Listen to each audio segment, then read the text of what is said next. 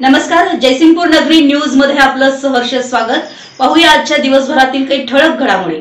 अनिल मगदूम यांच्या मुलीची पत्नी मगदूम मॅडम यांची कन्या या कार्यक्रमाला उपस्थित असलेले विनोद, अशोक फावडे, सुदर्शन, सागर, शैलेश, गोपाल आणि सर्वच या निमित्तानं उपस्थित असलेले त्यांची मित्रमंडळी, कर्मी विकासावरचे सर्व विभागीय अधिकारी, शाखाधिकारी आणि मित्रांनो,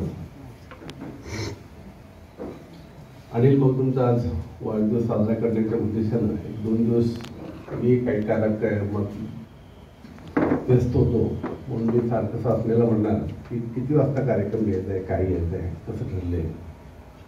तर 50 वर्षे अनिलला पूर्ण झालेत, 51 वर्षाचं आज वाढदिवस साजरा करायचा आहे। माझ्या डोक्यात आलं की काय गिफ्ट घेऊन जायचे आज।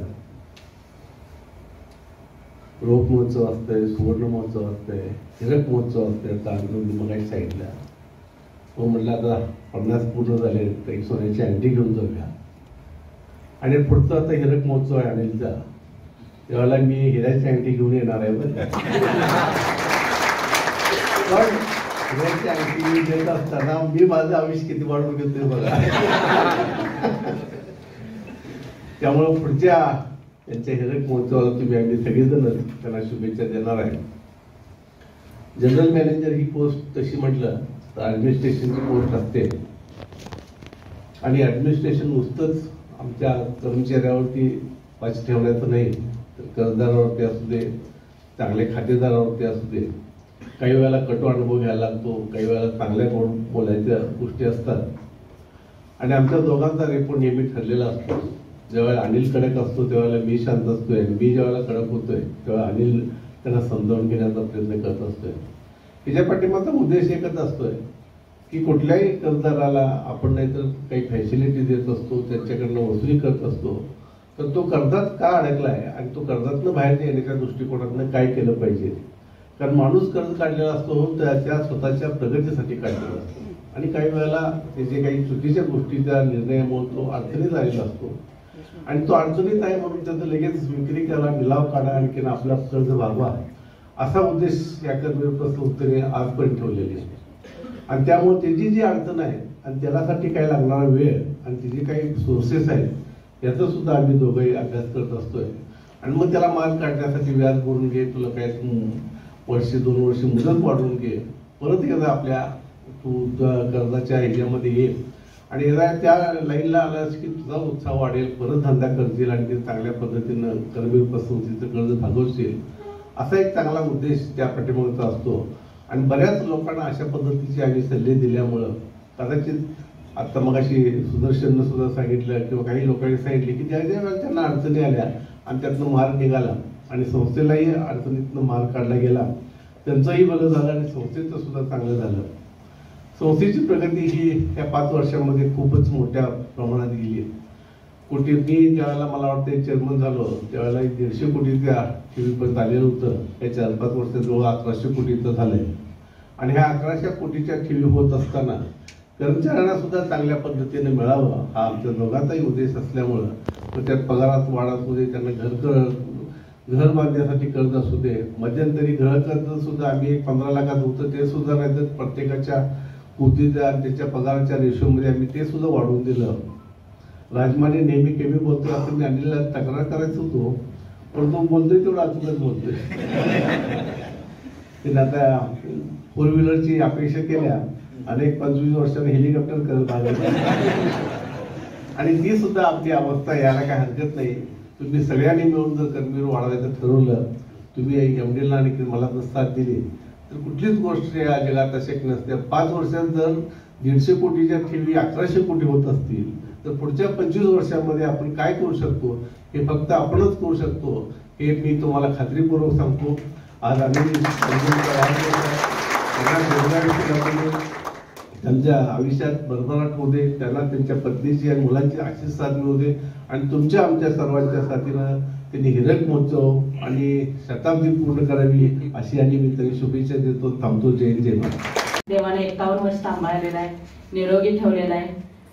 परत चांगले गुण त्यांच्यामध्ये घातलेले आहेत. देवाला धन्यवाद देते आणि तुम्हालाही धन्यवाद देतो की तुमची जी प्रीती आहे ना, ही प्रीती बघून मला पण भारावून येत आहे. माझं मन भारावून आलेलं आहे खरंच की. तर सगळ्यांना धन्यवाद देते याबद्दल. आणि आता सांगायचं म्हणजे आता सरांच्या चेहऱ्यावर जे काही तुम्हाला समाधान दिसतं, आता मी ऐकत आहे त्यांच्या चेहऱ्यावर आनंद दिसतो, समाधान दिसतं, धाडसी प्रवृत्ती आहे. परत त्यांना एक धाडसी निर्णय घ्यायची देवाने क्षमता दिलेली आहे. तर ह्याचं एक गुपित म्हणजे काय, तर ते कायम समाधानी का असतात, कारण त्यांनी प्रत्येक गोष्टीत त्यांनी समाधानासारखं काम करतात, समाधानाचं. आता त्यामध्ये एक म्हणजे सांगावं असं वाटतं की एक आदर आणि दुसरी गोष्ट म्हणजे काय आहे, नम्रता. तर आदर, आपण मोठ्या व्यक्तींचा आदर केलाच पाहिजे, कारण ते देवानं तसं दिलेलंच आहे. ते असं म्हटलं जातं की ज्यांचे केस पांढरे झालेत तर त्यांचा आदर करावा, त्यांना झुकून नमस्कार करावा, त्यांचा आशीर्वाद घ्यावा. ते आशीर्वाद खूप आपल्याला कामी येतात आपल्या. आणि मेन म्हणजे आपल्या आई वडिलांचा आदर करावा. जर आपल्या घरामध्ये आपले आई वडील आहेत, आपण जर त्यांचा सांभाळ करत नसू आणि जर बाहेर आपण चांगल्या गोष्टी करू तर त्याला काही अर्थ नाहीये, ते आपल्याला काही ब्लेसिंग नाही आहेत त्याचे. तर मेन म्हणजे आपल्या आई वडिलांचा आदर केला पाहिजे. आता काही वेळेला काय वाटतं की नाही, माझ्या आईनं असं केलं, माझ्या वडिलांनी असं केलं, मला नाही बघितलं, किंवा माझं शिक्षण नाही पूर्ण केलं, असतात आपल्यामध्ये. आपण मनुष्य आहोत, त्यामुळे ह्या कसं उणीवा भासतात. जर मला वडिलांनी असं केलं असतं तर मी या पदाला गेलो असतो, ह्या उणीवा भासतात. त्यामुळे काय होतं, आई वडिलांबद्दल थोडं निगेटिव्हपणा आपल्यामध्ये राहत असतो. पण नाही प्रियानो, तसं नाहीये. तर आई वडील देवानं दिलेले आहेत आपल्याला. आपण त्या आई वडिलांच्यामुळे आपण जग बघितलेलं आहे आणि आता जे आहोत ते त्यांच्यामुळे आहोत. त्या आई वडिलांचा आपण आदर केला पाहिजे. असं म्हटलं जातं, आई वडिलांचा जर आदर केला तर तिथं सुद्धा ब्लेसिंग आहेत आपल्याला. तर तिथं हे ब्लेसिंग मिळतात की आपल्याला, आपण आई वडिलांचा आदर केल्यामुळे आपल्याला दीर्घायुष्य मिळतं आणि आपलं कल्याण होतं. आणि आपल्याला हेच पाहिजे असतं ना, आपल्याला दीर्घायुष्य मिळालं आणि आपलं कल्याण झालं तर झालं ना. तर तसं, आणि आपलं फक्त आपलंच कल्याण होणार नाहीये, तर आपल्या पिढ्यांचं कल्याण होणार आहे, कारण त्यांची ब्लेसिंग आपल्यापर्यंत येत असतात. तर सरांचं हे गुण मी सांगते की त्यांच्या आई सन 2016ला एक्सपायर झाल्या आणि वडील 2019ला. पण तुम्हाला मी सांगते की अगदी म्हणजे एक प्रौढीनं सांगते मी ती गोष्ट की सर ऑफिसला येताना त्यांचं सगळं आवरून येत होते. त्यांना आंघोळ घालायचं, त्यांची सगळी स्वच्छता करायची, त्यांना पोटाला घालायचं, अन्न घालायचं आणि मग ते सर ऑफिसला येत होते. आणि आता जणू काही त्याचेच ब्लेसिंग आज आम्ही अनुभवत आहोत. आणि हा एक गुण त्यांच्यामध्ये खूप खरंच. आणि आता त्यांच्या आई वडिलांचं तर केलंच त्यांनी, आईचं सुद्धा केलेलं आहे आणि वडिलांचं सुद्धा केलेलं आहे. आणि ते केलं. आणि आता सुद्धा जे कोणी वृद्ध लोक येतील त्यांच्या सहवासात तर त्यांचं सुद्धा त्यांनी काळजी घेतात. आणि दुसरी एक गोष्ट अशी आहे त्यांच्यामध्ये की नम्रता. त्यांनी कधी आपल्या पदाचा अभिमान बाळगलेला नाहीये, किंवा मी ह्या पोस्टला आहे, ही सगळी माझी खालची लोक आहेत असं नाहीये. तर लहानातल्या लहान व्यक्तीला सुद्धा त्यांनी आदर करतात. आणि ही नम्रतेमुळे सुद्धा आपल्यामध्ये ब्लेसिंग येत असतात, आपल्यामध्ये आशीर्वाद येत असतात. जेवढं आपण खाली राहू तेवढं देव आपल्याला उंच करत असतो. जेवढं आपण नाही, मी काही नाहीये म्हटलं, आपण उंच होत असतो. आणि या नम्रतेमुळे सुद्धा सरांच्याकडे ही सगळे ब्लेसिंग आलेले असणार आहे. आणि आदर करणं, नम्रता करणं, नम्रता ह्या गोष्टीमुळं आमच्या कुटुंबामध्ये भरपूर ब्लेसिंग आहे. आणि त्यामुळे आणखीन एकदा सरांना वाढदिवसाच्या खूप खूप शुभेच्छा देते. धन्यवाद. छत्रपती शाहू महाराजांना विनम्र अभिवादन करतो. आपण आज माझ्या 51व्या वाढदिवसानिमित्त जो इतका भरगच्च कार्यक्रम घेतला, खर तर मन भारावून गेलं. इतकं मोठं प्रेम, इतकं प्रीती आपण दाखवला, अपेक्षाही पण केली नव्हती मी. आजच्या या भरगच्च कार्यक्रमानिमित्त उपस्थित असलेले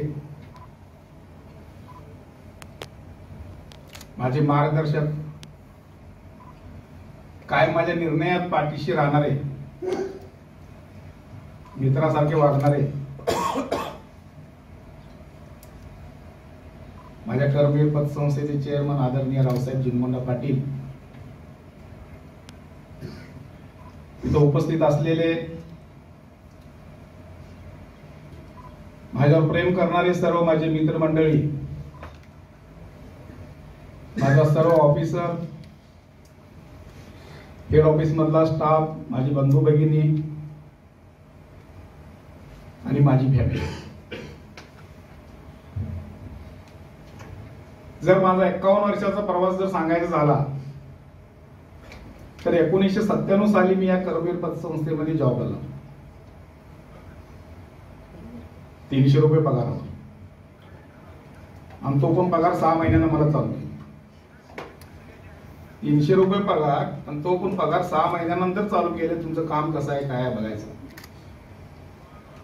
आणि त्यावेळी संस्थेच्या ठेवी होत्या 4 कोटी.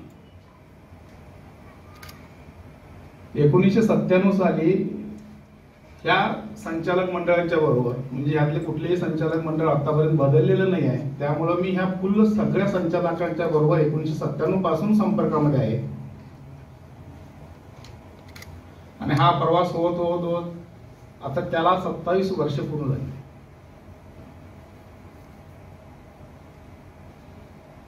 सुरुवातीला क्लार्क म्हणून काम केलं, त्यानंतर 98 साली लगेच 6 महिन्यानंतर मला शाखाधिकारी म्हणून टाकलं गेलं अंकली येथे.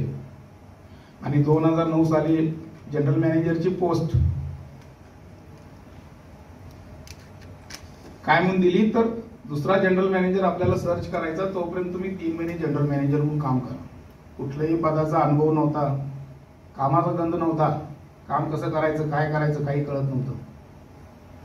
3 महिने होऊन गेले. मी संचालक मंडळाला सांगितलं की तुम्ही जनरल मॅनेजर बघणार होता, काय झालं काय, तुम्ही आणि 3 महिने कंटिन्यू करा, मला मीटिंग मध्ये सांगितलं. मग लक्षात आलं की आता थोडाफार अभ्यास केला गेलं पाहिजे. त्यानंतर कॉर्पोरेट कंपन्या ज्या असतात, मला कुठल्या पतसंस्थेचा अभ्यास करायचा नव्हतं, की कॉर्पोरेट कंपनी जे आपल्यापेक्षा चांगल्या पद्धतीने काम करतात अशा कंपन्यांचं काम कुठल्या पद्धतीनं असतं ते बघायला चालू केलं. त्यांचे अहवाल वाचायला चालू केलं. त्यांचे सभासद कसं असतात, त्यांची शेअर कॅपिटल, शेअर भांडवल किंवा त्यांचा लाभांशाचा प्रकार कसा असतो, सभासद किती असतात, वर्किंग स्टाईल काय असते, ती स्टाईल आपल्या पतसंस्थेमध्ये चालते का, त्यांचे नियम कसे आहेत, आपले नियम कसे आहेत, त्यांचे काम करण्याची पद्धत आपल्या नियमामध्ये बसवून करता येतं का. आणि बाकीच्या पतसंस्था काम करतात त्याच्यापेक्षा वेगळं काहीतरी, नियम तेच, रूल्स तेच सगळे, गव्हर्नमेंटचे सगळे अधिकार वापरून त्या नियमामध्ये बसवून आपल्याला कुठलं काम करता येते का हे बघितलं गेलं. त्यानंतर त्यावेळी मला वाटते संस्था 24 कोटीची होती, 24 ते 25 कोटी असतील 2009च्या दरम्यान.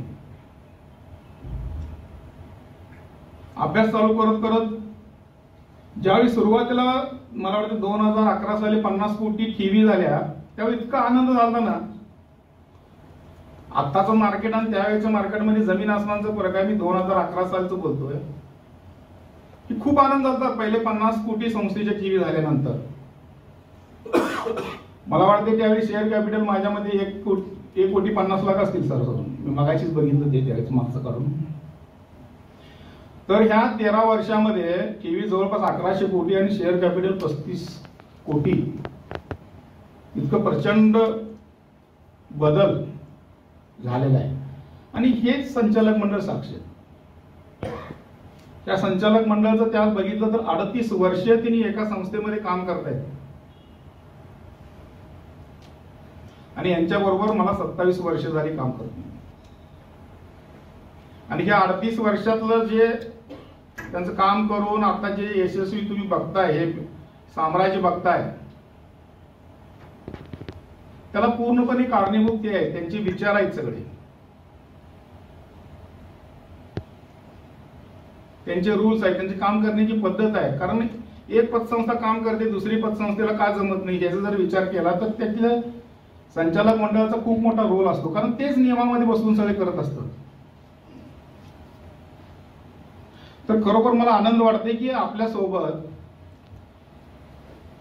काम करत ही संस्था या ठिकाणी पोहोचलेली आहे आणि पुढच्या 5 वर्षामध्ये आपल्याला काय करायचं याच्याबद्दल पण मी कायम वारंवार तुम्हाला सांगतोय. 5 वर्षामध्ये संस्थेच्या ठेवी किती असायला पाहिजेत, संस्थेचा नफा किती असायला पाहिजे, माझ्या कर्मचाऱ्यांचा पगार किती असायला पाहिजे, आणि ते 5 वर्षामध्ये टार्गेट पूर्ण करण्यासाठी पहिल्या वर्षामध्ये आपल्याला कुठं जायला पाहिजे, या सगळ्या गोष्टीचा अभ्यास माझ्या वहीमध्ये लिहून ठेवलेला आहे. आणि त्या पद्धतीने आपण चाललोय देखील. कुठलंही त्यात अडथळा येत नाही आपल्याला. आणि खरंच मी माझं भाग्य समजतो की चेअरमन साहेब असू दे किंवा आणि कोणी संचालक मंडळ असू दे की आपल्या कामकाजामध्ये कुठेही त्यांनी अडथळा निर्माण करत नाहीत, कायम आपल्या पाठीशी राहतात. त्यामुळे जे ठरलेलं आहे टार्गेट 5 वर्षाचं ते पूर्ण होणार, त्यामध्ये कुठलीही अडचण येणार नाही. हा संस्थेचा भाग झाला. आजच्या 51व्या वाढदिवसानिमित्त आपण जे मला शुभेच्छा दिला, काही लोक म्हणले दीर्घायुष्य लाभू दे, काही जण म्हणले अनेक वाढदिवस तुमच्या आयुष्यामध्ये येऊ देत. जर माझ्या आयुष्यात अनेक वाढदिवस जर यायचे असतील तर मला निरोगी शरीर ठेवायला पाहिजे का नको? पाहिजे ना.